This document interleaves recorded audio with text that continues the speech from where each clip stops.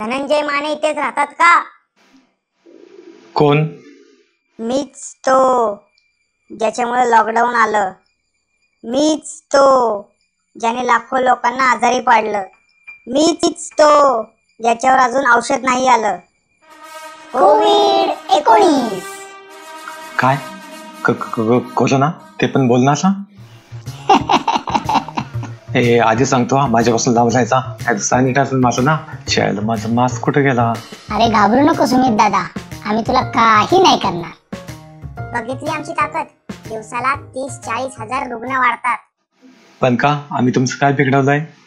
स्वार्थ आणि लोभापायी तुम्ही माणसांनी एकमेकांना तर खाल्लंच, पण त्या बिचाऱ्या मुक्या जनावरांना पण नाही सोडला. निरागस मुक्या वटवागळाने तुमचं काय बिघडवलं होतं रे? अरे तुम्ही आमची वटवागळे खाल्ली तर आता आम्ही तुम्हाला खाणारच ना. अच्छा, आम्ही कुठं खातोय? ते चायनावाले खातात. पण हा डायलॉग कुठं तरी ऐकल्यासारखं वाटतोय. मुळशी पॅटर्न बघितल्यापासून तो असाच बोलतोय. अरे आपण प्रवीण तरडेचा डायट फॅन आहे, काय समजलं? ए चला निघा इथून, नाही तर मला पण तुमच्याबरोबर कोचना होईल. ए डोळे बाग आईला मला घाबरतच नाही. हं. तुम्ही निसर्गाची काळजी घेत नाही, मुक्या जनावरांना खाता. तुम्हाला अद्दल घडवण्यासाठी म्हणूनच आम्ही आलो. तुम्ही वेळेत शाणे झालात तर ठीक, नाही तर परिणाम यापेक्षाही वाईट होतील. हं.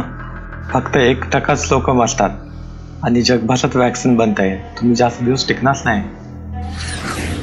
दादा एवढाच कॉन्फिडन्स असेल ना, मग पुढच्या लाटेला तयार राहा, मग बघू. हा